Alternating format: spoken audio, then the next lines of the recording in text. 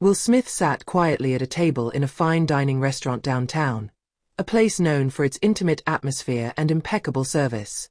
He had chosen this place, not to organize a business dinner or to chat with partners, but to escape, even if just for an evening, from the constant hustle and bustle that marked every moment of his life. It was rare for him to find a place where you didn't immediately recognize his face, where you didn't take a step too far when thinking about his roles in successful films or his numerous media campaigns. There he could just be a man. The sound of conversations around him, although quiet, seemed calming, almost like a soft melody in the background. The dim lights of the chandeliers created a cozy atmosphere, plunging the restaurant into a sort of distant calm, like a haven of tranquility in the heart of the city. The marble columns, crisp white tablecloths, and sparkling tableware contributed to this feeling of escape. Will felt almost disconnected from reality, as if this little moment was a luxury that the celebrity life allowed him to afford. He let his gaze wander over the clean lines of the room, the perfect background for this meal he had decided to have alone, without distraction. Tasting each mouthful with measured slowness, he savored the delicacy of the food. He immersed himself in this sensory experience. The wine he had chosen paired perfectly with the dish, and the golden light falling through the windows created pleasant shadows on the table. Nothing, and no one, seemed able to disturb this moment. The outside world, the constant pressures of the spotlight and interviews, seemed light years away.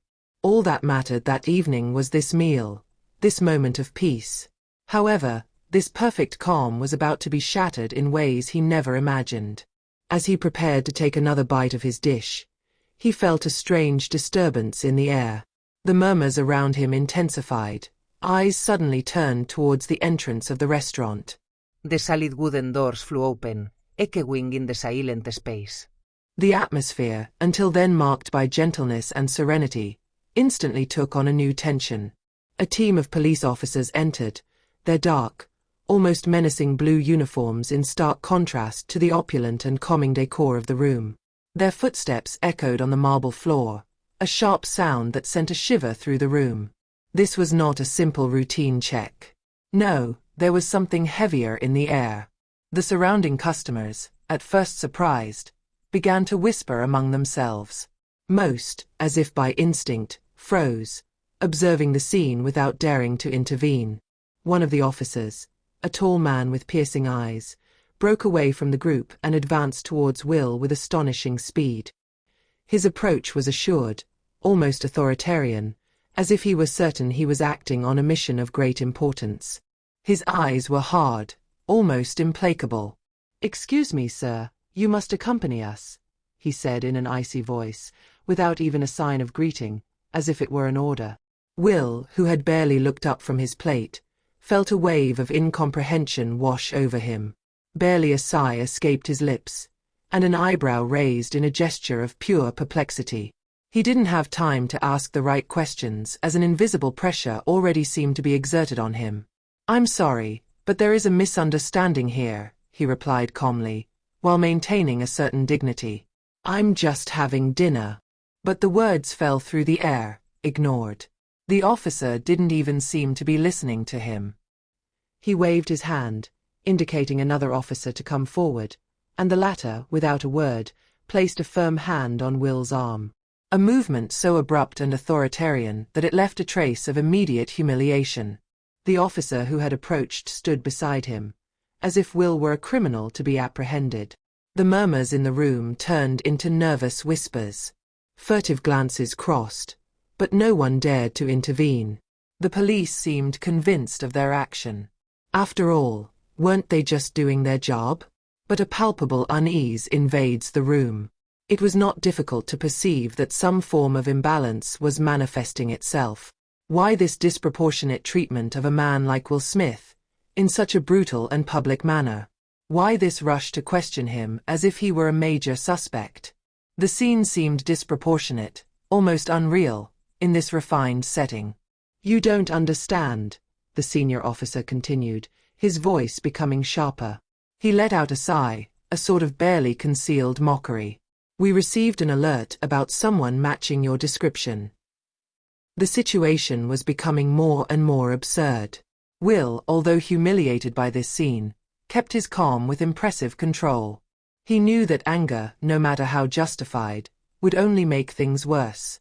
So he tried to explain his innocence, to make his voice heard in this silent tumult, but the police ignored him, as if his words had no value. The words he spoke, although imbued with calm and clarity, seemed to slip past their ears, ineffective and invisible. Their gaze was fixed on him, but it didn't seem like they were really listening to him. In that moment, a painful truth dawned on him. What they were looking for was not the truth, but rather a justification to exercise their power, to assert their authority in a violent and unjust way. It was not Will Smith they were treating, but a black man, an easy target over whom they could exert some form of control. The reality of injustice hung in the air, heavy, palpable, like a poison diffused throughout the room. He was caught in a vicious spiral, a relentless machine where his fame, his status, his very humanity meant nothing. He was nothing more than a black man, accused without good reason, judged not for his actions, but for what he represented. The customers around him were frozen, staring at the scene playing out before their eyes, too shocked to react. Some had started to take out their phones, to film the incident, but no one dared to speak. No one intervened. Perhaps they were afraid of reprisals, perhaps they were too intimidated by the authority of the police, or simply resigned to seeing an injustice unfold before their eyes. Will felt a knot form in his stomach as he watched the scene unfold like this. Deep inside him, rage was building, a fire burning with frustration and anger. He felt the burn of injustice, but he also knew that responding violently would only make things worse. He couldn't allow himself to be carried away by violence, even if every fiber of his being wanted to fight back. It was then that the voice of a waiter broke the heavy tension. The young man, visibly panicked and trembling under the inquisitive gaze of the police, rushed towards them. Gentlemen, you must understand, it's not what you think. He is with us. He is the guest of honor. The waiter's words, hesitant but sincere, paused the scene. A breath of uncertainty passed through the air. But it wasn't enough to dispel the haze of suspicion that hung around Will. The officers remained on the defensive, their gazes closed, but something in the waiter's attitude seemed to make them doubt, if only for a moment. Then, a detail that the police had not initially noticed caught the attention of one of them. He looked back at Will's table, where, among the carefully laid cutlery and dishes, a small, elegant box sat next to the plate. The simple object, discreet but refined, had attracted no attention until then. But the box, opened now, revealed a watch of exceptional rarity, of a refined yet majestic design, a watch that seemed almost aglow in the dim light. It was a watch that had been given to Will a few months earlier at a gala organized by an international charitable foundation. A foundation that he had supported for years, working for social justice, inclusion and the defense of the rights of marginalized people. The policeman, still speechless, stared at the watch for a moment. There was a flash of confusion in his eyes, as if he had just realized the extent of his mistake, as if the reality of what he was doing had only just hit him. The other police officers, until then frozen in their roles as impassive police officers, began to straighten up, their faces marked by the beginnings of embarrassment. The officer's gaze slowly turned to Will, then back to the watch, and finally he met the eyes of the famous actor, as if truth lay in that silent gaze. A palpable uneasiness filled the air, eyes darting from the object to the person, from Will to the watch, with a mixture of doubt and shame written on their faces. "Looks like we made a big mistake," one of the officers murmured, his voice barely audible, as if he was talking more to himself than to his colleagues. He could no longer ignore the obvious, but he didn't know how to come out of it without losing face. The others, one by one, seemed to decompose under the magnitude of their mistake. The situation they had created, this public humiliation, this unjustified intrusion, was no longer so easy to ignore. They had underestimated their victim, and they realized it now, too late. Will's gaze, still calm but now marked by the fatigue and weariness of a man who has seen too much, rested on the police officers. He had the impression of scrutinizing them through a filter, of seeing beyond their uniform, their rigid gestures, and of perceiving the fragility under their supposed authority. "A mistake? You humiliated me in front of people who have never seen you. You accused me for no reason. It's not a mistake, it's a system that works like that, he said in a calm but serious voice. Each word seemed to hit the air with the force of an invisible punch, a harsh truth that pierced the veil of the situation. He didn't need to shout. His calm tone carried more weight than any angry outburst. He knew that this mistake was not just an isolated incident.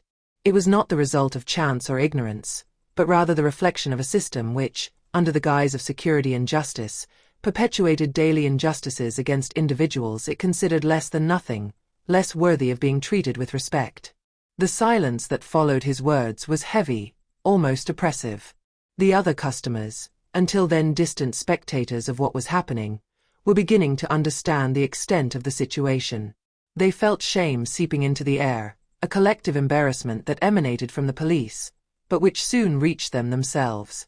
The waiter, at first worried about the turn events were taking, quickly realized the extent of the injustice unfolding before his eyes.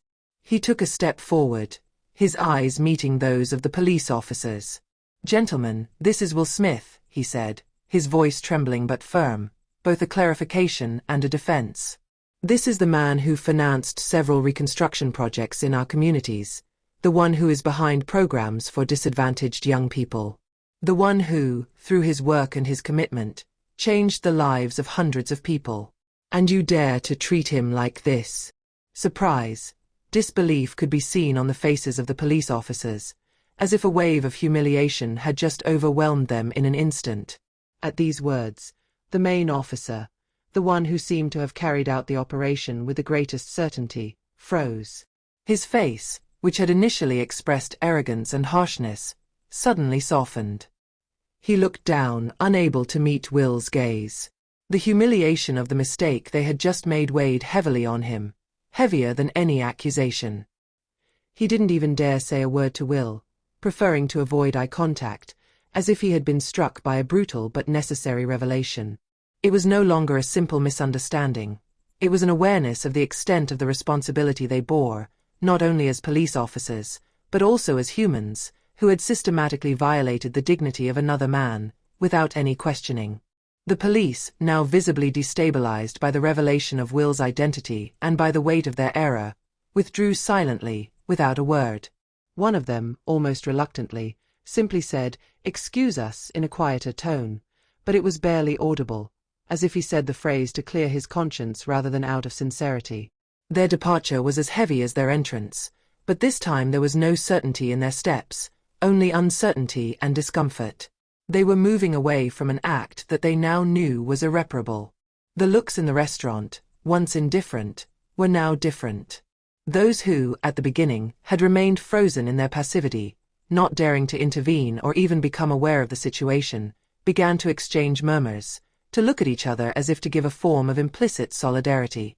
Some seemed to show respect, a belated respect, but one that they now understood was due to Will, not to his celebrity, but to his humanity. Others seemed embarrassed, a little guilty perhaps, but once again, too shy to intervene in time. The waiter, for his part, returned to his post, visibly relieved, but also marked by what he had just seen. The reality of the injustice he had just witnessed was not easily erased. Will, despite the scene, remained impassive. His face betrayed no particular emotion. He had learned to control his reactions well over the years. "I'll continue with dinner now," he said simply, his voice calm, almost detached, but with a quiet firmness. He turned away from the police, as if their presence was no longer worth taking into account, and resumed his meal as if nothing had happened. But it wasn't nothing. This gesture, quite simple but immensely significant, pointed to a greater lesson. The lesson that you could continue to move forward, to live, to be yourself, despite the humiliations, despite the injustices, despite those who try to make you bend under the weight of their prejudices.